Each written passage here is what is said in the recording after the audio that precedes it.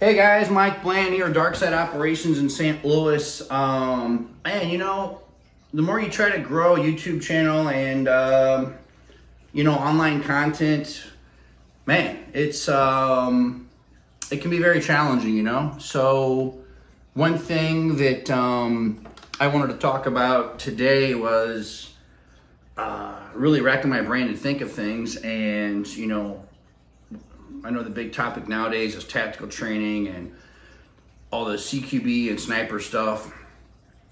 And, it's kind of funny looking back when I was a rookie cop in St. Louis in '97. We did a search warrant on this apartment, and, I would basically call it a crack house, but, it was an apartment near North St. Louis, ton of people staying in there.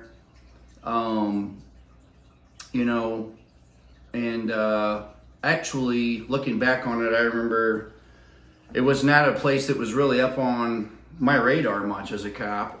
There was another guy I worked with that for some reason honed in on it, and he observed a bunch of hand-to-hand transactions and drug sales, money and drug exchanges. So it was pretty quiet there, though. We never got a lot of calls there.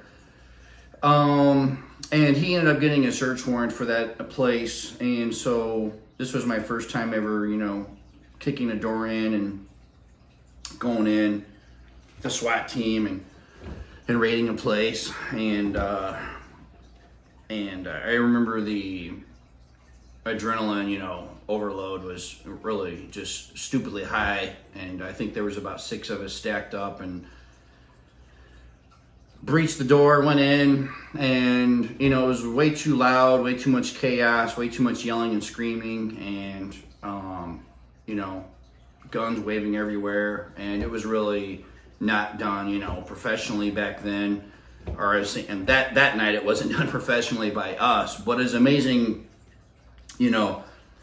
what you learn, when you're doing some type of a tactical operation like that. And we went in, it was actually funny too, we were getting ready to go in, but then someone observed the main guy that was, I believe, kind of the main dealer, named involved in that situation, actually at a payphone, probably making another deal right then near the apartment. So, I don't remember, everything. I mean, we're talking back in '97 on this particular incident, and I can progress to other scenarios I was involved in later, but we nabbed him up right then, found out more intel on how many guys were in the place, and he literally said there was like 5 or 6 people in there, which, I mean, there's only like 5 or 6 of us officers, so that's kind of a lot of guys when you're going into a place. In fact, I saw that number later on too, but to go in and to have to, get control of the place and actually own it once you're there, get these guys cuffed, search for weapons, get them all under control, because that has to be done before you do anything. Everything has to always be made safe. If even one of these guys has a weapon, then things can turn truly into a major shitstorm. So, and people can start getting killed. And you don't want to also be getting into a gun battle in an apartment with 5 or 6 guys, also with 5 or 6 officers in there, or SWAT guys either. So, I mean, that could be really messy. But we ended up searching this place once everybody was in handcuffs and being detained. We searched this place, and we couldn't find anything in this place, which was a major red flag alone. We knew there was drug sales going on in there, and then it was kind of funny. We were literally getting ready to clear out of there, and I think we'd been there for a couple of hours going through this place, and which, like, again, that's like unheard of. Usually you're finding stuff right and left, guns and drugs and proof of other criminal activities, possibly, stolen credit cards or just God knows what, stolen property. But in this case, like, there was literally nothing in this place. And I think it was the officer that originally obtained the search warrant, but it was kind of funny. He literally, like I said, I think some cops had even already left the scene. He literally reaches into a laundry bag and pulls out a sock, and then takes it and throws it, and it hits the wall, and it sounds like a baseball hitting the wall. And we all stopped and looked, and we're like, why did that sock, sound like it has a pool ball in there? Well, it wasn't a it wasn't a cue ball, but it was about the size of a cue ball, and it was crack rocks. So to say the least, those guys end up getting charged and with felony drug possession. So but the main moral of this whole story is, and I learned, and years later doing SWAT stuff and going to police sniper school and doing all these things, all this cool stuff I always wanted to do, is that when you're going into a place and you're kicking a door in, the yelling, screaming, the overload on adrenaline, the level to where you don't have control of the adrenaline and control of the breathing and the excitement, doesn't do anything good for you, really. I think the younger you are and the less experience you have, that was always the common denominator too when you saw a veteran police officer in a pursuit also versus a rookie guy, is the veteran guy is talking calm on the radio. He's keeping his adrenaline and his breathing under control, that controlled breathing, and keeping control of the emotions and the tunnel vision, because also just as in a pursuit, and if you're a SWAT guy kicking a door in, you can also have tunnel vision. The bad thing about adrenaline is that it causes that tunnel vision in some scenarios, and everything in your awareness, your situational awareness, it goes like this, and it's like someone putting on blinders, and sometimes you can focus in on this one thing. And that reminds me of the scenario with the gentleman, and not to ever armchair quarterback someone. One thing I've learned is it doesn't matter your level of training. You can be killed. If you're a SWAT officer, a rookie cop, or a Delta operator, or whatever, it does not matter. You can be killed, and it happens every day. The only thing you can do is train and as much as possible, stay in as good as physical condition as possible, and train and try to not let tunnel vision take over in scenarios, because it is not your friend in any scenario. But so what you want to do is when you're in the scenario where your adrenaline kicks in and the rapid breathing is going on, your hands are shaking, and you're in those scenarios, you want to take a deep breath, and you want to do that controlled breathing that they teach you, and get yourself to calm down. You don't want to be operating in that kind of tempo, because also, you're gonna have a freaking heart attack as well. But especially the older you are, the more out of shape you are. There's been hundreds of cops that have died in foot chases and pursuits and shootings, and if you're dying when you're trying to help everybody, then you're probably not going to be much of a help. But again, that's where the physical conditioning and those things also a lot of times get neglected by guys. But everything fits in, puzzle piece there.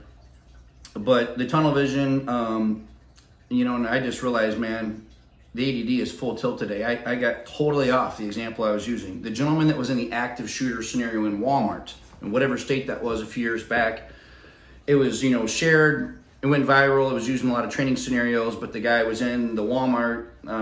It was where the guy came in shouting it was Jesus. The guy was a CCW carrier, ended up, was a real hero, went straight to the threat, took the guy out, stopped the threat, and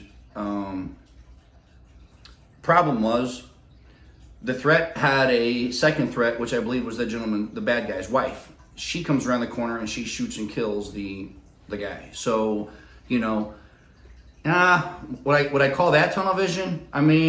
Not necessarily. That guy could have been very aware. And I'm not sure the level of training that guy had, but looking back on it, seemed very confident in his abilities, because he went straight to that guy and like I said, stopped the threat without even hesitating. But this other lady comes around the corner and it's like the uppercut out of nowhere. And the problem is, well, that can get you killed. In that case, it did. But in order to prevent that, because you're not going to expect a lot of times, like they teach you the rule of one or more, and from day one of police work, they taught us that whether you're clearing a room or a home, a structure, a building, anything, whether it's an active shooter, a call for a burglary, a robbery, or anything, something about in our minds, I think we always naturally think there's one bad guy. I don't know what that is, if it's programming from movies, from TV, but the rule of one or more is something I don't hear a lot of people talk about, but it is a very big thing, and it's a very real thing. Last time I checked the FBI stats on, like officer-involved shootings, I believe it was around 45% that there was usually one or more suspects, not just one guy. So even if you're a guy training to protect your home or your business or anything, and when you know something's kind of gone awry, there's red flags, there's doors open, windows open, you wake up, you hear something in the house, you confront an intruder and you have to terminate the threat, God forbid, meaning the bad guy, for those of you who don't know what the threat is. But anyways, if you don't know what the threat means, then we probably have bigger problems. But so if you terminate the threat and you're instantly go to this instant, your mind goes to this spot where this place where you think there's instant relief now. Hey, I've won. Well, not necessarily. If you have not cleared the rest of the building or home or business or whatever this place is you're clearing, it could even be a vehicle. Maybe you're outside. The point is, until you have cleared this and it's been deemed cleared, and this could be active shooter at a business or active shooter in a mall or a school. There could be guys waiting outside also at the fire exits, and this has also happened before. You come outside and there's a guy outside and the police have not responded yet. So now don't ever think that, the fight's over until it is confirmed that it is over and that everything is safe, meaning, first responders are on the scene, police are on the scene. If it's a bomb that's been set off, like the one, I think it was the Atlanta bombings the guy was doing, even then in that scenario where a bombs went off, or like the Nashville incident, you have secondary explosions. So a lot of the guys came in, FBI, ATF, respond, and law enforcement and ambulance, fire trucks, police. The bomb has went off, everybody's laying there injured and dead. Law enforcement rushes in and assumes that it's safe, everything's over with. Again, it's not safe. If people in those scenarios, and it's very common with terrorists and domestic terrorists, or just the business guy who snapped and becomes a Unabomber now or whatever, a Harvard professor, a lot of times it's a common tactic that they have another device there intended on causing more harm. So again, the scene is not secure.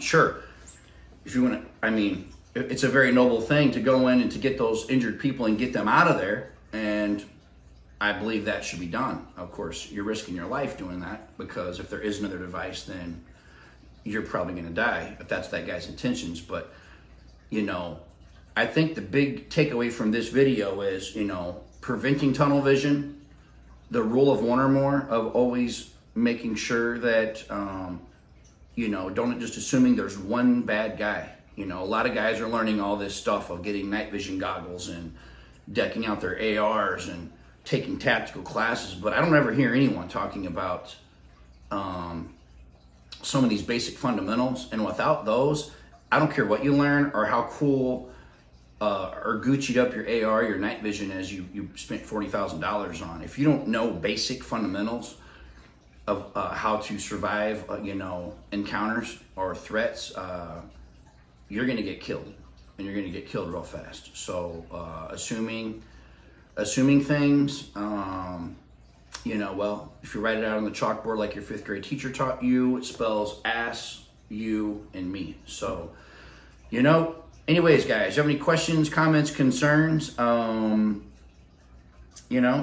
make sure to leave a comment. And for you haters out there, make sure you guys leave a comment as well. All right, guys, see you next time.